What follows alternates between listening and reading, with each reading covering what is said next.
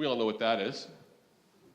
Hierarchy gets a very bad rap. If you look up hierarchy in the dictionary, it means grouping or categorization. In the natural sciences, you have taxonomy. That is a hierarchy. So when we talk about hierarchy being bad, we're usually talking about hierarchy that has authority and authorization content. It's an authority hierarchy, this thing. That's what we're really talking about. Our hierarchy itself is not bad. There's a hierarchy in this room right now, right? Like, I get my authority from the organizers of Agile Maine. Agile Maine is the authority in this place, right here, right now. And they invited us here. And then we're all here, enjoying each other's company because the organizers of Agile Maine have created a space for us to do that. So there is a hierarchy in place. There's the organizers of Agile Maine, there's all the volunteers, there's all the speakers, there's all the support people, and then there's all of the assembly, all the delegates that are here, all the members. So we do have a hierarchy, and there's nothing inherently evil about that. Where it gets evil is when there's authority abuse.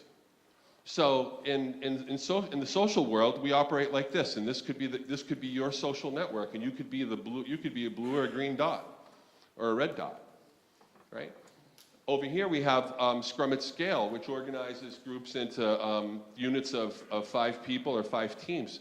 4 or 5, the number 4 or 5 turns out to be infinitely scalable. If you get much beyond 4 or 5, you run into trouble. So this is another way of organizing work. This is in itself a hierarchy. I want to point something out about Scrum at Scale. Scrum at Scale creates a hierarchy, but that hierarchy is spawned from the bottom up, not the top down. So the Scrum of Scrums, how many Scrum of Scrums you have is a function of how many teams you have. That is influenced from the bottom to the top, okay?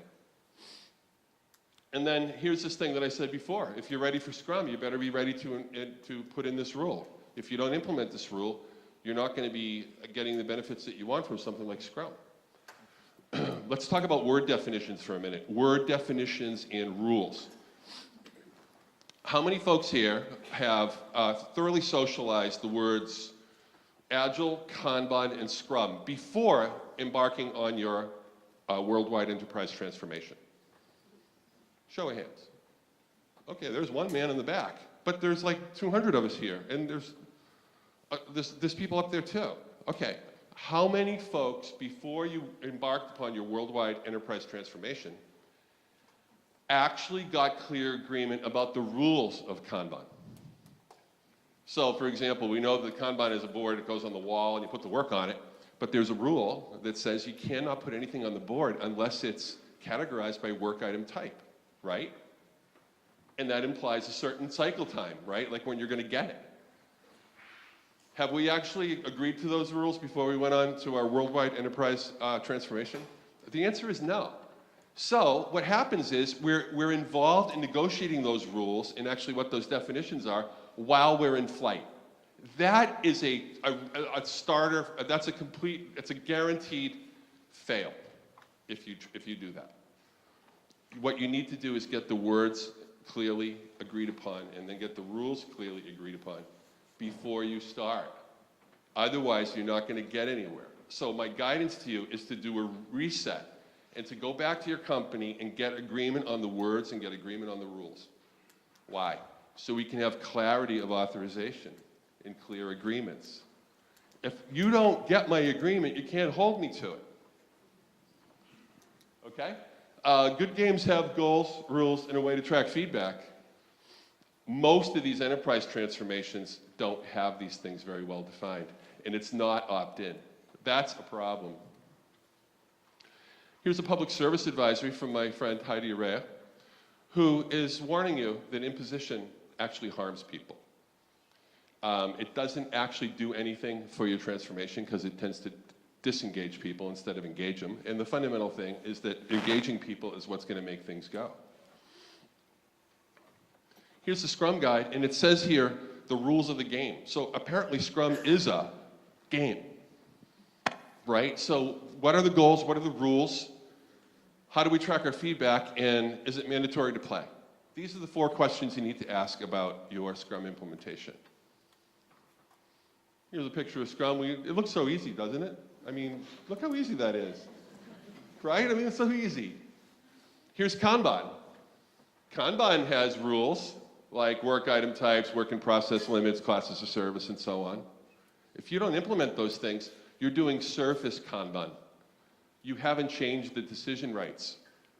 If a work item must be characterized by work item type before it hits the board, someone is responsible for maintaining that boundary. And it's not going to be the same, it's going to be a new person. Someone else is now authorized to tell you, you can't put any work on the Kanban board until and unless it's characterized by work item type. How's that going to go over with higher-ups who are used to pushing work onto the board? Not good. So, you better get those agreements up front. We have a big problem in the world. There's delegation of responsibility without authority.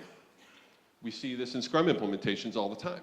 So, for example, there's a rule for the product owner to be successful, everyone must respect his or her decisions. That rule is rarely implemented. So what we have really is the delegation of responsibility for product owner work, but not the authority to exercise. In other words, the product owner does not really have dominion over prioritization, dominion over the backlog, like Scrum says they need to have. When you have responsibility with authority properly delegated, right, the responsibility and the tools to exercise, then something good can happen. Let's talk about invitation for a minute. Here's invitation, basically has the same structure as a game. Tell me what's in it for me. Tell me what the rules are, the constraints and boundaries. Explain how I'm going to experience feedback. And then I'll tell you if I want to play. Now, there's a thing about boundaries that's actually too loose, too tight, or just right. In the middle, everything's a decision. There's far too much freedom. On the other side, the left side, there's not enough freedom at all, so there's no agency. If you don't have agency, you don't get engagement. So if your authority boundaries are too tight, or people aren't authorized to do anything at all, in terms of decision making, then you're going to get a lot of disengagement. In the middle, you're going to get chaos because it's almost like there's no boundary at all. It's too wide. The one on the right side is right-sized. It's got a nice fit. It's not too tight. It's not too loose. I can operate in that space. So I want you to think about your leaders being game designers, because that's what they actually are. Every authorization has something to do with the sending and receiving. Everyone gets their authority from somewhere, and it's sent from something. So there's a sender and there's a receiver. Here's a little piece of, here's the product owner, and we can see like what we want to do here is get the red out. If we were 100% in every single one of these categories, this entire diagram would be green. And this is what good product ownership looks like when the product owner fully occupies the role. Okay, so there can be systemic problems that prevent the product owner from doing their job. For example, they can be insufficiently authorized to prioritize the backlog or to populate it. And this is what you're going to wind up with. Weak product owner equals weak Scrum. So you better darn well think about the rules. Do you really want to do Scrum? Do you really want to authorize the product owner to make decisions about prioritization? Because that's what you're signing up for if you want to do Scrum. And it's okay if you don't want to do Scrum. That's fine. Here we have just a range of diagrams about how boundaries work. Sometimes it's a clear line. Sometimes it's a thicker line where you know, it's a little more fortified, harder to penetrate, harder to move into. And sometimes it's a zone or transitional area. You know, like, and I'm talking about authority boundaries here. There's also something in the natural science called an ecotone. An ecotone is where two boundaries for two different environments intersect. And you see this, like, for example, where a river meets an ocean, there's an estuary. Or where a lake meets a woodland, there's sort of a swampy area. That's an ecotone. That's where all the action is. That's where all the life is. In your organization, what's actually happening is all the skirmishes about decision rights are at the boundary of decision authorization. So this is an important place to look at. So inviting people turns out to be engaging. Why? Because invitation triggers a decision. And decisions are engaging. So when you invite someone, you automatically are going to receive an enormous amount of feedback because they are going to be now in charge of how they respond, when they respond, what they respond to, whether they use email or a phone call or talk to you personally. It's all rich feedback. The timing of the response, all of that stuff is a big deal. You do not get that with delegation, and we live in a world where we're running on feedback. Change is happening all the time. We need to make decisions based on data.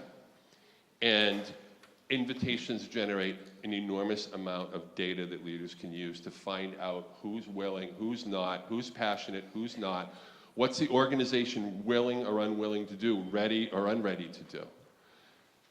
Here's what happens in people's heads when you issue an invitation. Say I invite you to come to an event. Like say I invite you to come to dinner at my house. Or let's say I invite you to come to an all-hands meeting that you don't have to go to unless you want to. First thing you're going to ask yourself is Milan going? Because I want to find out, because if Milan's going, I'm probably going to go. But if he's not going to go, I'm going to probably look askance at this event. And then, what am I being invited into? What will I miss if I don't go? What will I experience if I do go? What will be different if I go? This gets in people's heads. Invitations generate mind share. And again, it goes back to this boundary management stuff. So I want you to think about that. So if you want great results and outcomes, I want you to issue invitations. Why? Because invitations generate decision-making, and decision-making is very engaging. Have you ever seen a high-performing team that was not engaged? Have you ever seen dead, lifeless people doing great work? You know what I'm saying?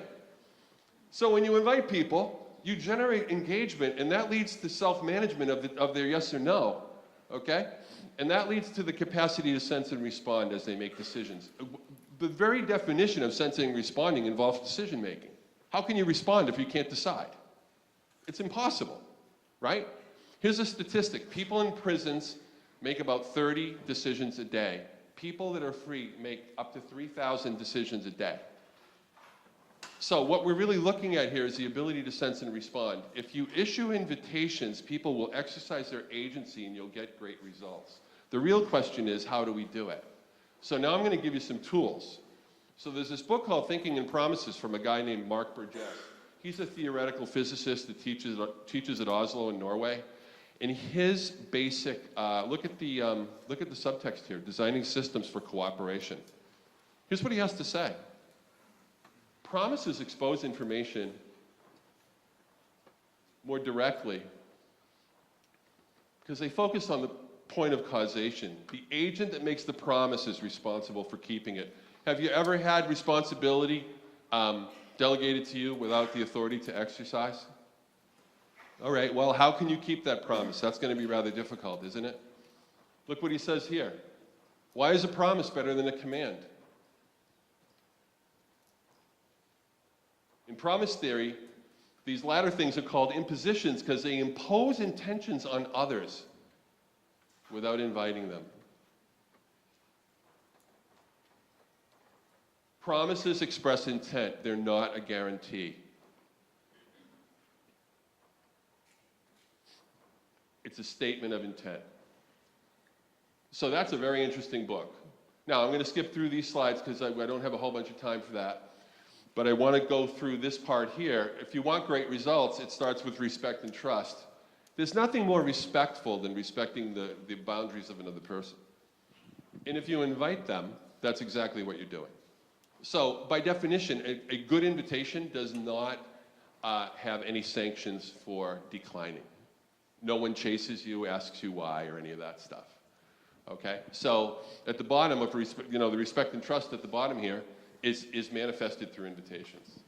Here is a diagram showing exponential decay and sort of linear growth and exponential decay of something. Okay, so here it is, safety, right? So safety ramps linearly and can be destroyed in one day. Have you ever seen that in your own teams? You have a great champion of the company and they're doing really good agile work and they're championing that work and then they leave or there's regime change and then it all goes in one day. So this actually happens when too many decisions are being made by, from outside, from an external source. So if we keep the decisions sort of below the red line, we're going to get a ramping of psychological safety as the teams are making decisions at that local level, at that local place, that affect their work. But if external forces start making team-level decisions above that threshold, you're going to get exponential decay. This is what actually happens a lot. So Agile is actually very, very, how can I say it? Everything you're looking for is emergent. Psychological safety, organizational learning, and even the great results that are predicated on that. They all basically require refreshing every single day. Here's another tool I want to offer you. This is a book called Rational Ritual. Here's the hypothesis of this book. Entire civilizations can be coordinated on something called common knowledge. That's like when you know that I know, that you know that I know about something. And organizations can also be coordinated with common knowledge. Ritual generates tremendous amounts of common knowledge. That's the hypothesis of this book. So if you engage in whole group ritual, you will generate tremendous amounts of common knowledge. So like you're all hands meet. Something went terribly wrong. You recovered gracefully. Maybe it was me. Yeah, that was good. Okay. All right, so here is a ritual that you can actually implement. So I'm giving you a series of tools. I gave you 2 books, now I'm going to give you this, and I'm going to give you one more group thing after this that you can do. Those 2 circles are open space meetings. How many people have ever attended an open space meeting of any kind? Okay, some people. Okay, so it is a whole group meeting that nobody has to go to, that's arranged around a theme. The conditions for open space are that no one person has the answer, that there's a decision time of yesterday, and that a lot of people have a lot of heat around the issue, pro or con. That is actually a textbook description of what, Agile transformation is all about in most organizations, because Agile transformation is very triggering. Why? Because there's going to be a redistribution of decision rights, that's why. So we start with an open space meeting, we go 45 to 90 days, and we have a referendum on what just happened. So there's a beginning, a middle, and an end. What we're really doing is we're promoting iteration, experimentation, inspection, and adaptation as first-class objects at the level of enterprise. So instead of team, we're going to do an enterprise-wide iteration of 45 to 90 days. It's going to start with a whole group meeting and end with a whole group meeting. And remember, I told you, whole group process is the fastest way to change. And I want to say one more thing. If you don't get going with the leadership team first and really get them on board and get them, quote, transformed, you have no shot at enterprise transformation. It will not happen. Why? Because the leadership team, there's objections inside the leadership team of every organization on this transformation stuff, and they better iron that out before they bring it to the rest of the organization. This helps with that, okay? So there's one more thing I want to show you. This is my little flippant remark. If anybody asks a question now about open space agility, you automatically get a book. So feel free to ask a question about OSA, because guess what? I've got a stack of books right here, and you're going to get one. And that's unconditional, and I can't take that back. It's irrevocable. Okay? So if you ask a question right here, right now about OSA, guess what? You get a book. I'm pausing for effect. This lady here first.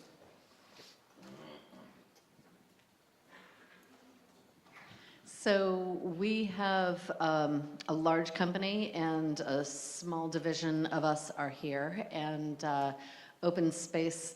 So how short of a time can we conquer that, right? So if we move toward this, can we do this in a half day? Well, I would do the better part of a full day. So I'd start at like 10 o'clock and end at 3 o'clock. You could do it that way. 3 hours isn't going to be long enough, but 4 or 5 hours could be long enough. And it should be at least that long. Well, yeah, half day for us is what, 5 hours, right? Well, it depends. It could be 12. True. Not quite 12, no. Yeah. Okay, thank you. So, yeah, so here you go. See how easy this is? This is a complete manual. It'll answer all your other questions. And there's a question in the back somewhere over here, Nils? This lady right here? Yes, maybe you can pass it through. What does open space agility mean?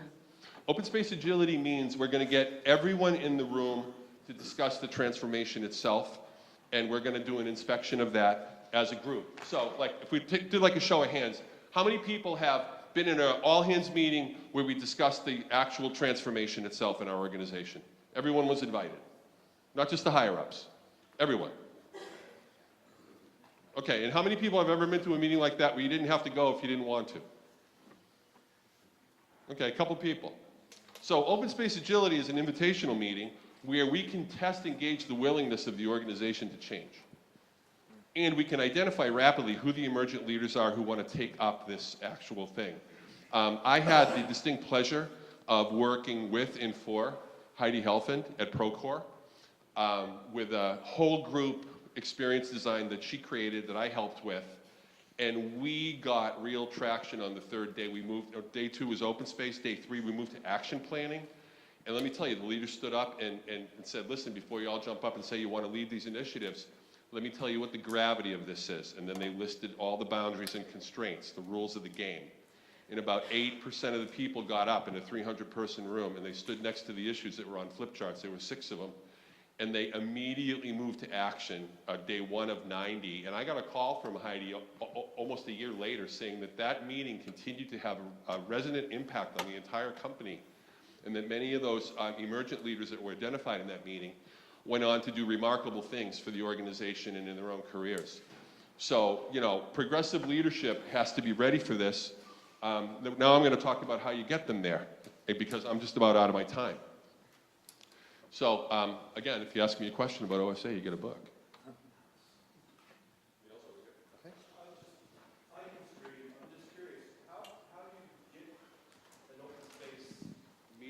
Without upper management. You would never do this meeting without upper management, and I want to tell you why. If upper management doesn't authorize the time and the task and the territory for the meeting, it's not important. Okay, so here's how this meeting opens. The highest authorized person in the organization stands up and welcomes everyone after inviting them.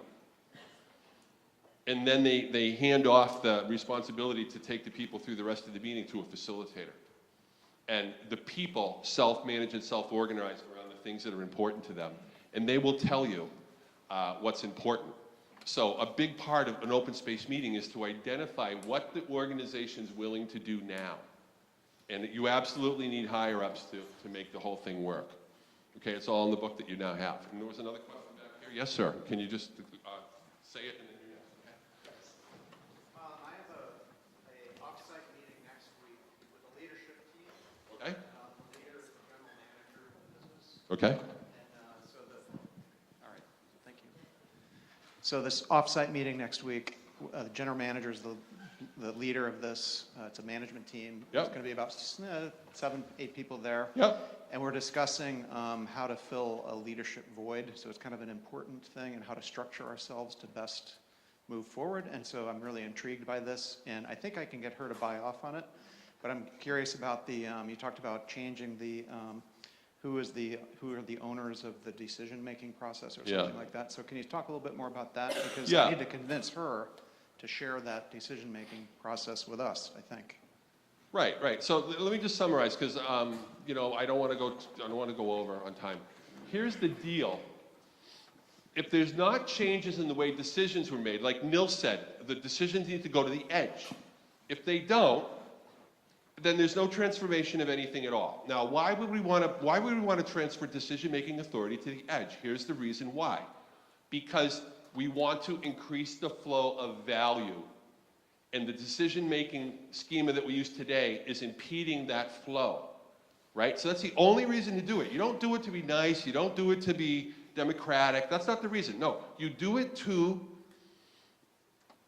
get rid of the impediments to flow and to increase the flow of value to customers and to increase the flow of revenue to us, right? To increase their delight, and in so doing, to increase our fortunes, right? That's the reason why you do it, right? So I'm going to show you one more tool that's really, really useful for opening up leadership teams, because leadership teams understand authority and authorization, and they will feel deauthorized if some of that goes to the edge. But that's not what's actually happening at all, because authority is a renewable resource. It's not some zero-sum game.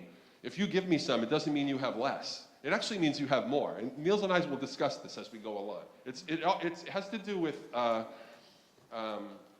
it's kind of complex, but it has to do with leadership, authority, and ritual, okay? Now let's go a little bit further here.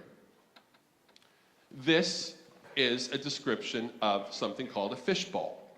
Okay, now Heidi and I at Procore did something called the authority circle. Now, when we did the authority circle, I had just moved out of sort of the early Cretaceous period of my experiments with this structure. And since I've worked with Heidi at Procore, I've done this 7 or 8 more times, and I'm happy to report to you now that I've got something to share with you that you can use immediately, as in tomorrow, to get some work done to actually achieve the things that Niels talked about. So here's how it works. Through a facilitated process, you get 4 or 5 of the biggest issues facing the company in, say, the next 6 months on the wall, okay? Then you assemble the top 5 authority figures in the company who are represented by the blue dots. They have a conversation about, say, the first issue.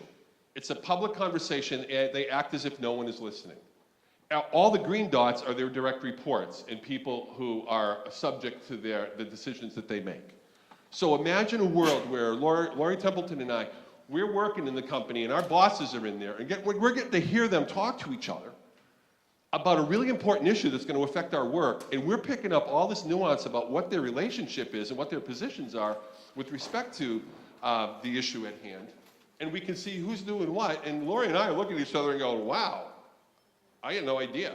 Because what? We're eavesdropping in a fishbowl. Okay, so that's phase 1. Phase 2, the red dot becomes the hot seat, and anyone in the outer ring can come in because the blue dots authorize this empty seat. The seat is empty. Come on in, raise your question, your concern, your insight, your aha, or your reflection. Stay on topic, and come on in. When they sit down, all conversation ends, they get the microphone, and they have the floor. This exercise is for the leadership team, not for the green dots. It's for the blue dots. The blue dots need to learn, in a highly controlled situation, opening up a little space, they can get a tremendous amount of engagement out of authorizing that empty seat. Okay? Now, it takes a lot of gumption and a lot of courage to come into the hot seat. Can you tell me why? It's the hot seat. Because if you could go out in a body bag. That's why. Because they could all destroy your job or your career. You say the wrong thing. But what they're opening up space. This is, if open space is like 100 units of open, this is like 10 units of open. So here's the deal. If they can't do 10 units of open, you have no shot at decisions to the edge. None. But if they're willing to do this, this is the beginning of cracking it open a little wider.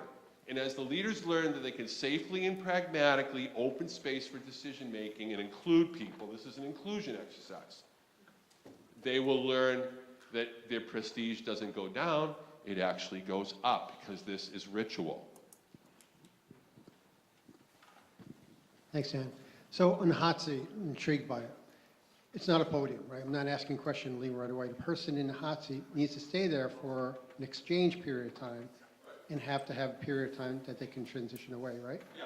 How do you explore that? Facilitated meeting. It's a facilitated meeting. When someone comes into the hot seat, someone like me is facilitating that event. Okay? So they're gonna be there for a while, and they understand the rules of the game. They're gonna go in for a couple minutes, and then they're gonna leave and leave the seat open for the next one and the next one. Okay? So here's what's gonna happen. I am giving you the PDF that describes the authority circle exercise. And earlier in the talk, I discussed how to get ready for Agile, how to get agreement on the words, and how to get agreement on the rules. I'm also going to give you that PDF. How am I going to do this? I am going to email it to the organizers of Agile Maine, and they are going to send it to each and every one of you that have registered for this event. You're all going to receive the details on these 2 tools that I've introduced to you today. Okay? So that's the story there. And I'd also like you to consider coming to our event in May 14 and 15 in Boston, which I'll talk about in a minute. This is a sum up of what we did in the first part of the talk. And we have an event coming up where we actually teach the tools and techniques for what we might call open leadership. It's in Boston on May 14th and 15th. It's a 2-day event where there's going to be a massive amount of leadership learning that occurs there. Nils is a workshop leader. I'm arranging the event, and there's 13 other speakers and workshops that you can attend. If you found any of this content intriguing, you're sure to find this conference intriguing, and I hope that you do. So there you go. And now I'm ready to return my remaining time. So thank you very much. Thank you very much.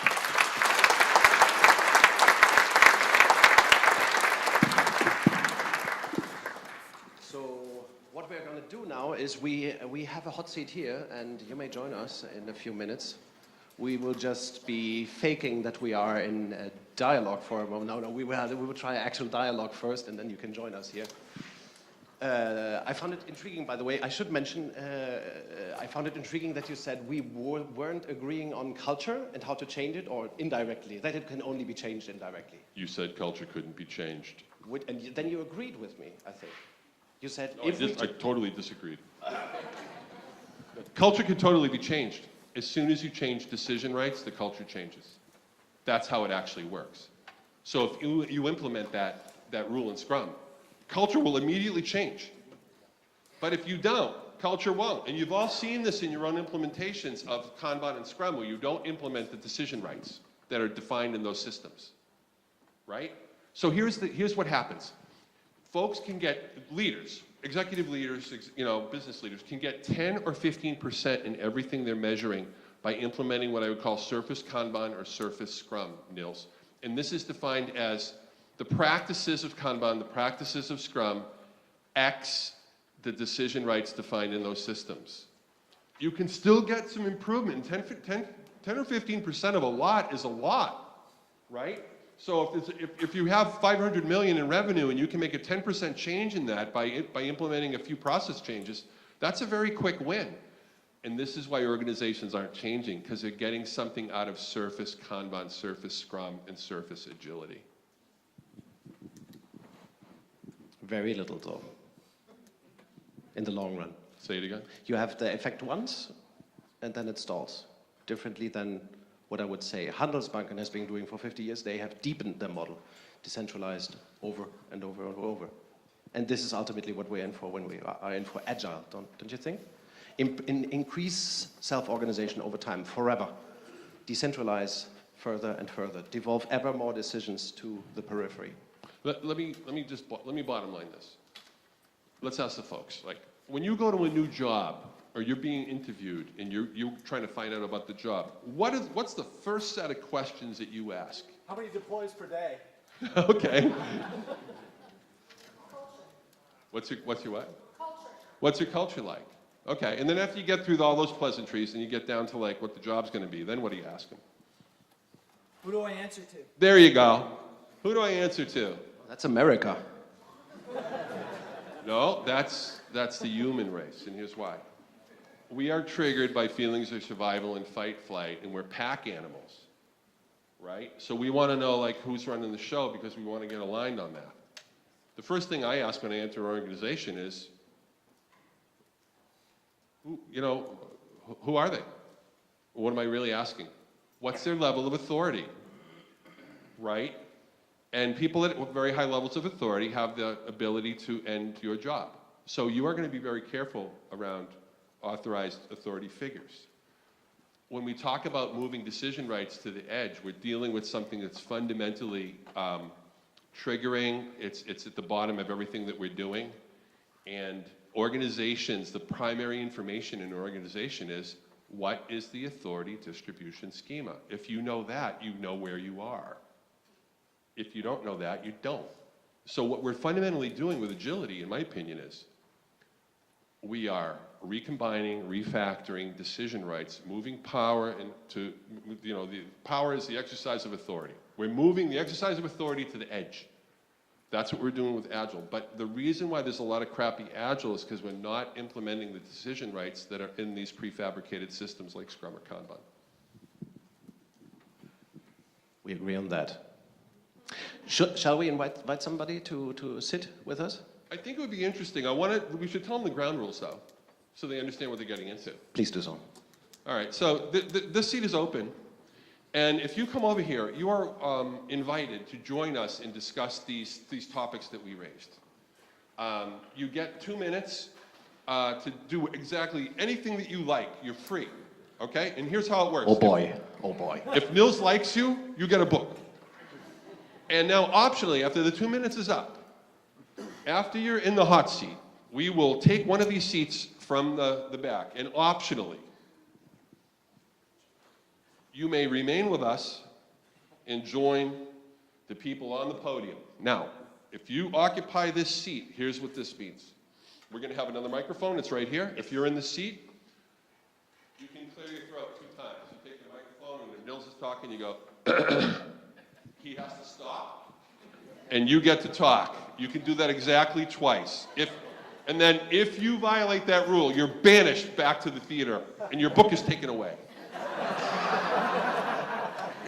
So, with that in mind, Yes. we will now pre-populate the circle, make it a little more inviting, and let people know that they may optionally come up here and join us. You see what we're doing here, don't you? Yes. Who's prepared to come up? You could come up already. I mean, this is it. The seat is open. Yes. Yes, yes, please. Come along. No, you can stay. You can do that. I think. No, we need to be quiet. And you have 2 minutes. All right, so I wanted to talk about the good enough. So a lot of companies are cargo culting agile. So they do the fringe, they do the periphery, they get scrum masters, you're no longer project manager, you're scrum master. And then you do daily stand-up, you do scrum, Kanban, whatever. They see the benefits, but they think that that's all they're going to get. So then they think that they've successfully implemented agile, which is not true at all. But basically, at that point, it's it's good enough. And how do they determine, or who is determining that for all this money that we spend to implement agile, this is good enough? And how come we're not pressing for continual improvement? And how come we're not pulling more levers for productivity? I mean, obviously you want more productivity out of a team, which is why you're going with agile, but there are hidden levers that they're not pulling. They've done the ceremonies, they've done the job titles. How come they're not going to the what's next? Because they're totally happy with the 12% they're getting. That's why. That 12% is very alluring, it's very seductive, and it makes, it looks great. We go to the board, hey, everything we're measuring, we're up 10 to 15%. We're good, we're very agile. This is where I would disagree with Dan. I think that I'm a firm believer that everybody really wants agile, real agile, self-organized, highest level of self-organization possible. I think everybody wants beta, everybody wants the peach model. But there are barriers to getting there. Like, do I confide in people enough to devolve decision-making to the periphery? Do I confide enough in our people so that they can make decisions on their own? That's the key question. And more often than not, our own image of human nature interferes with that possibility. We create barriers to change, like, oh, but if we do agile, then people will lose power, and the middle managers will lose power and authority and cover. So I think we create mental barriers to change by ourselves. In a way, we are totally prejudiced against each other, and that sucks. And so for your open space meetings, I mean, the circle where you're inviting people in, that's great, but again, you say that you could walk out of there in a body bag or not walk out at all. The authority circle. Right, so, I mean, who's going in? And I mean, I cause waves wherever I go, so I don't know how many people like me are gonna walk into that circle and go, this isn't enough, you haven't done enough, you're not agile, and actually say what needs to be said. One of the remarkable things about making a meeting, for example, optional, is you get a lot of rich data about who's in and who's out. People that you thought were going to attend the meeting don't attend your meeting, and then people that you thought would not attend actually show up and they're very passionate. In the same manner, this authority circle exercise generates a tremendous amount of questions from the leadership team about what just happened, right? So in a very controlled setting, we open up a little bit of space, just like we opened up the seat today. And we learn about how trading 1 unit of authorization can result in 100 units of engagement with no loss of leadership fidelity, okay? So this idea that for your boss to give you some authority that there's a zero-sum thing that happens here is absolutely false. It's more like a digital picture. It doesn't lose any resolution at all, okay? So what we're really doing with the authority circle is we're teaching the leadership team these dynamics in the relationship between authorization and engagement, okay? And how through clear boundary management, like the authority circle rules, you can open up space in a safe, pragmatic way, which will lead to tremendous amounts of improvement through employee engagement. That's actually what's going on. So with that, you are now invited to stay up here and take this seat or that seat, and then you have 2 more chances to talk if you wish. All you have to do is clear your voice into the microphone. And you might pick a book. Yeah. Would you like one? Good. You have them all? I actually don't have. That's terrible. Thank you. Very nice. Thank you. So you have my new book as well? Come on up. Okay. Who else wants to take a shot at the hot seat here? Yes? You can Please sit join there us. waiting. You can sit there waiting. You're on deck. Where did the microphone? Oh, yes. Oh, my Perfect. Okay. So I've heard a lot about pushing authority to the edges and giving the edges power to make the decisions, and I think that's great. I'm definitely a proponent of more people making decisions for the things that affect them. Yeah.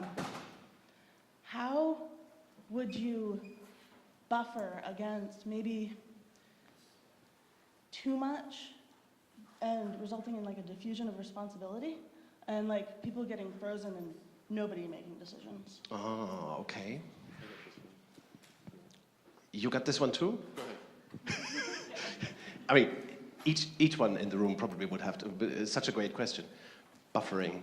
I would say the artifacts that you're stating, the symptoms, they are typical of command and control bullshit organizations, right? People being afraid. So by decentralizing decision making, you should lower the level of fear and disdain and lack of confidence in people. You should increase autonomy and decision making in the periphery or the edge. But peaches don't have edges, that's why I do not use the term. Okay. So, Yeah. but you can choose. But obviously there are some caveats, some tricks that you have to play, some cards you have to play. Also, that's why the circle format that Dan just talked about is interesting. It gives managers, top managers, the opportunity to display public learning and to be more transparent about how they make decisions, how they create consensus or don't create consensus. It's actually an exercise in transparency. In openness, as you might say, but really, it's about transparency. How do they interact, really? How do we, what kind of discourse and dialogue do we have? And obviously, to decentralize decision-making to the periphery, you need more transparency than that.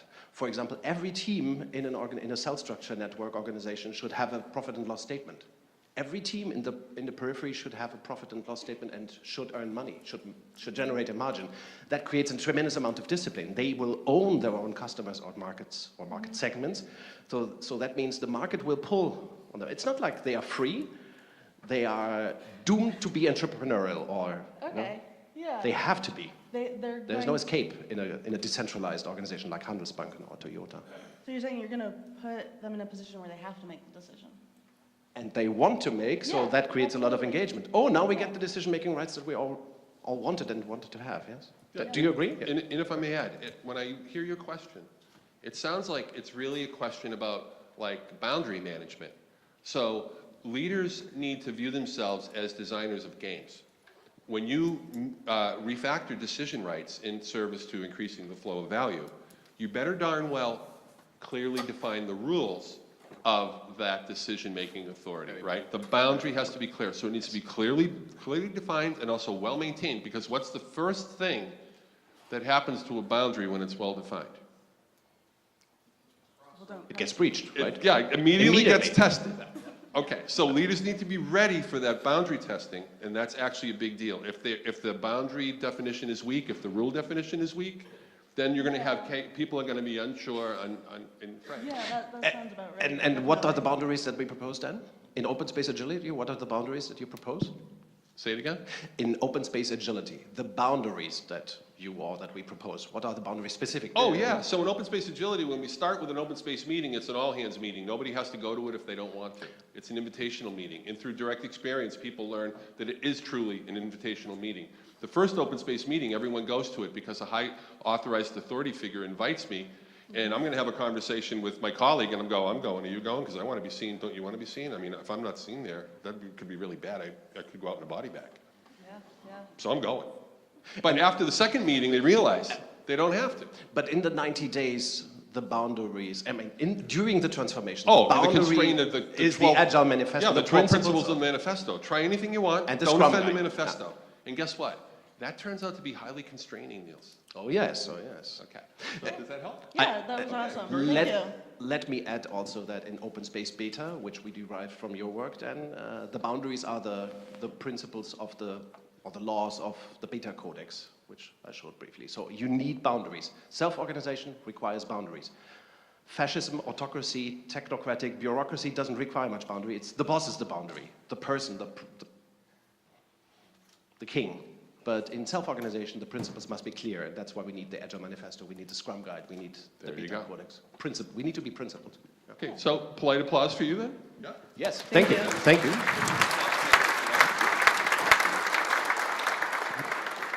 You may pick a book if you like. Yes, you can have a sip of my beer as well. You drink this? Whoa, we didn't want that. Sorry. It's the enthusiasm. It was very good. It was like you have a drink you of this? bounced back as well. Fail gracefully, you know? I wouldn't have done it so gracefully. I would have been there forever. All right, so this is the second main Agile event that I'm attending. And one of the things that I struggle with is the concepts that we learned about last year and this year. To me, they seem academic, right? As great ideas, but how do you actually apply them in your current work environment? So just in terms of a show of hands, like how many folks agree with that sentiment? All right, so what, 25 or 30%. So let's talk, I want to talk about changing the culture. Yep. All right, so one of the things I think that I would struggle with in my organization or in any organization I've worked in is that the folks that are in power, they worked really hard to get there, right? They worked nights and weekends throughout their career and they worked their way up. They have this power. Anyone who has power does not want to give it up, nor do they instinctively want to change that perspective. I mean, even look at like the state of American politics today, not to get into Democrats or Republicans, but I think one of the problems that we have is that the folks that are running for president. Can we stick to the topic of Agile? Fair enough, but like these are folks that these are folks that want power, and then how do you, if you're going to change the paradigm in terms of changing the culture, effectively what that is that you're impacting their power in the organization. I got it that you called me an academically speaking person. No? No, I'm No. Don't take it back. I got it. I heard it. struggling with how to. But look, the kind of reaction you're displaying, I think it's typical. It's okay that you're having it.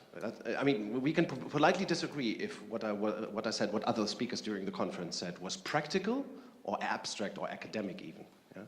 But I think what we should be aware of is that one of the reflexes that we often display when we talk about actually changing organizations, one of the immediate responses that we show, and I did that as well, so I know what it is. The immediate response that we have is, oh, this can work at Handelsbank or Toyota, but not at our place, not with our senior managers, not with our bosses, not with our founder, not with my fucking employees. Direct report, sorry. Yeah? So our immediate reaction, which I just would like to highlight, is that we blame others. Or we blame the central bank or the NSA. Let's or- keep it to organizations. And, Yeah, exactly. you know, let's not talk about central banks. we easily, in organizational development, we easily respond by blaming others, other departments, bosses, subordinates, whoever. And the problem with blaming is that once we start blaming, once we assign blame, the thinking stops. And this is, I can only highlight that, and I think that's why Dan and I write books as well and do workshops. We believe we have to think much harder about how organizations should work, and we must stop the blaming. We must assume that the other side also wants a better organization, high-performing teams, and that sharing gives us more power. I think fundamentally we believe that sharing gives us more power, because in democracy, for example, somebody at some point, some king or so, gave up, or some governor also gave up, or some, in Germany at least, some dictator, maybe autocrat, gave up power, and we have democracy, and by sharing power, everybody has more. Daniel highlighted this before. But then that's a change in process, not a change in what you were prescribing before around changing, who has decision-making authority. To move the decision rights around, the leadership has to be comfortable with that. So I've given you some tools. One of them is the Ready for Agile checklist, right? We're going to have explicit agreement about what certain words mean. So when we say these certain words, we all are singing from the same sheet of music. And we're going to have an explicit conversation about decision rights as applied to Scrum, Kanban, and other systems of agility. By opening up space for those conversations, you also have to open up space for objections. If you don't open up space for objections, it's not truly open. So what we're really asking leaders to do is open some space to have these conversations, right? So if they're unwilling to even discuss word definitions or rule definitions, we're not going to be able to get very far. Okay, so there's that part. Another thing you can do with leaders is you can ask them, you're coaching them in a way. If you're in, you can do this as, they call this managing up when you're an employee, right? You can ask them to experiment, which is an Agile principle, to make a standing meeting optional. If Bob and Mary have to be there, say so, and specify that for everyone else it's optional, and that furthermore, you trust them to make the right decision to allocate their scarce time where they think it can do the most good today. Okay, so when leaders do that, there's a whole boatload of learning and feedback that comes from that that's unattainable in any other way, right? Direct experience, right? And they're getting some they're taking baby steps in the direction of truly opening space by making a meeting optional. In Outlook, it's called a meeting invite, isn't it? Okay, so there's a second tool. And then the third tool is this authority circle event, which I told you when I introduced it. It's for the blue dots, not the green dots. The green dots have a great time, but the blue dots get a boatload of learning about how they can multiply authority across the organization with no loss of leadership fidelity. And they learn how to safely and pragmatically do that. So can I ask a follow-up, please? So, I didn't hear it. so what I was going to say is I think that we need to change our definition of power. And I think in order to be a leader, people have to follow you. So you have to be principled, and people have to follow those principles. So just because you have power doesn't mean you're a leader. So all of the hierarchy that comes, there's not a lot of room for hubris in Agile. Thank you, Niels. No, the hierarchy. The question of power. What's the question? My point was that we need to understand what we think of when we think of leaders versus the people who have the power. Oh. Can I think we should bury the term leader. If we want to get to Agile faster, I think we should. That's just a suggestion, Daniel. I think that's a terrible idea. Yeah. I think it's a brilliant idea. Not because I had It's a terrible idea. Let's define our terms. Here, No, I want to offer a proposal. But let me. I only stated the suggestion. Okay, I give you the reason. The term leader suggests that somebody leads, but as we know, leadership isn't really something that people do. I once believed that being a leader would be a role or something, but we have come to believe that understanding organizations as social systems and understanding systems theory, leadership is actually something that manifests itself between people. So we have leadership here on the stage, we have leadership here in the room, but it's not something that somebody does. It's something that If we allow for it, it manifests among us in good or less good quality. So it's an old suggestion to say, oh, let's get rid of the term leader. Let's just talk of leadership. And leadership, it happens, that's what we like to say in our concept called org physics. It happens not in one structure, for example, the hierarchy that we know about, or formal structure. Also informally, we have power that is executed. We have leadership in informal structure, where people socialize in water cooler talks, and when they drink coffee together and smoke together, and when they have a conversation on the corridor and during coffee breaks. Informal structure creates this social tension called leadership, and also value creation structure, or the peach structure that I talked about. We have a kind of leadership there as well, which is the leadership that comes from people with mastery, people who know how to solve tricky problems. So there are several kinds of power in organizations, several kinds of leadership. Did I do badly? Did I talk? Well, I have very strong feelings about all of this. We're really out of time, but I just want to say, when you mention power, let's define it. Yes. I define it as the exercise of authority. Power is about exercise. Exercise in what? Authority and authorization. Usually, authority and authorization to do what? And I said it in the talk and also in the book. Inviting leadership. Leadership is participation in decisions, directly or indirectly, that affect the whole group. Okay? So when we do this, there's formal authorization. These are the bosses who have power, but they don't, they don't really have followers. They just, people are afraid of their formal authority, right? And then there's informal leaders. So for example, each of you up here today on the stage, you have emerged as informal leaders in this group.